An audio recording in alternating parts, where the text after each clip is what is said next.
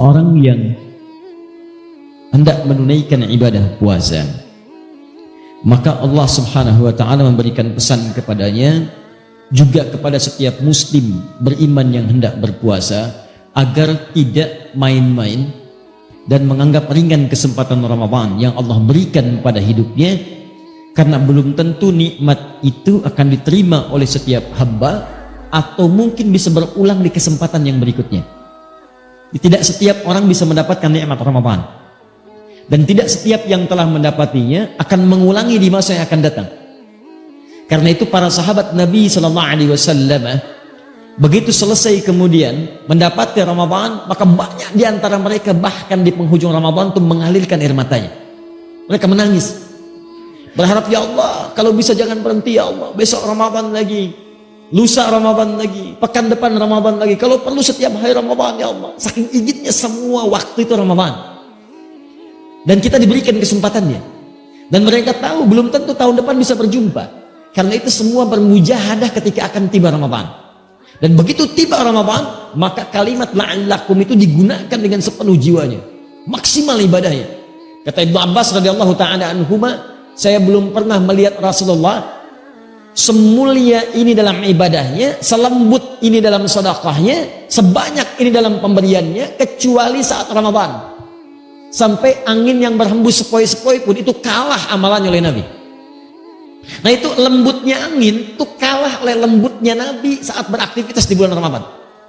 Lembut menghadapi orang-orang, sedekahnya bertambah, ibadahnya bertambah, interaksi dengan Qur'annya dan sebagainya.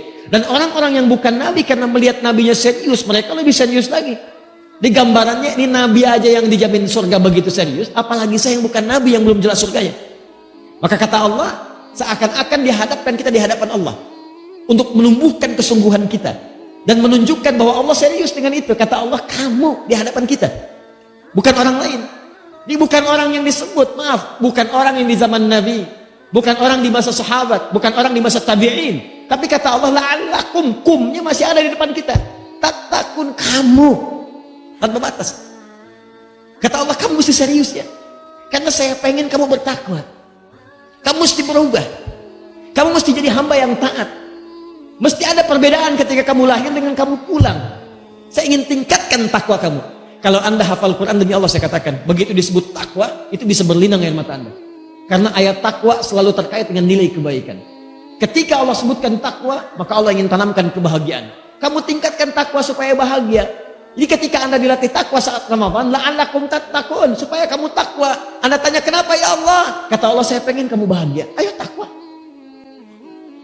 Wa may yattaqillaha yaj'al lahu makhraja wa yarzuqhu min haitsu la yahtasib.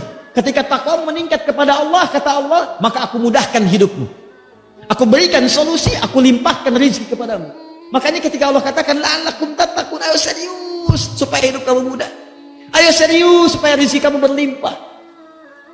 Ketika anda puncaknya mengatakan takwa, Allah katakan wasari'u ila maghfiratin min rabbikum wa jannatin arduha as-samawati wal ardu 'iddatil lil muttaqin.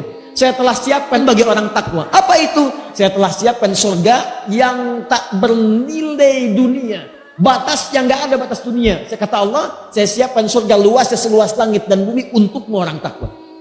Jadi orang takwa itu, kata Allah, yang berhasil menunaikan ibadah puasanya, bukan sekedar meningkat takwanya, sholatnya, infaknya, Al-Qurannya, bukan sekedar di Ramadan. Bukan cuma di awal Ramadan, sejak puasa itu dimulai, awal pertama Ramadan. Begitu satu Ramadan muncul, tunaikan tarawihnya, maka dia sudah siap dengan kurikulumnya. Malam ini saya akan tarawih di tempat A. Siapkan, bahkan 30 hari sudah dia siap tuh, kalau sampai ke 30 hari. Malam ini di masjid A, malam ini masjid B. Sunnahnya baca Quran nanti saya akan capai sehari misalnya 10 juz. Bagi oleh dia, subuh baca sekian, zuhur baca sekian, asar baca sekian. Begitu tiba malamnya, maka dimulailah present ibadahnya. Orang takwa sudah siap.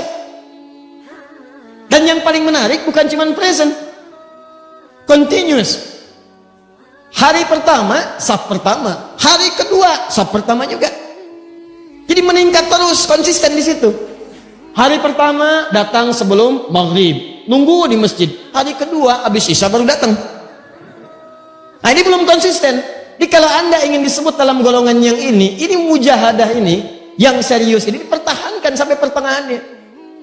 Masya Allah, hari pertama saf depan, hari kedua saf depan, hari ketiga saf depan, hari keempat saf depan, hari kelima saf depan, sampai hari terakhir saf depan.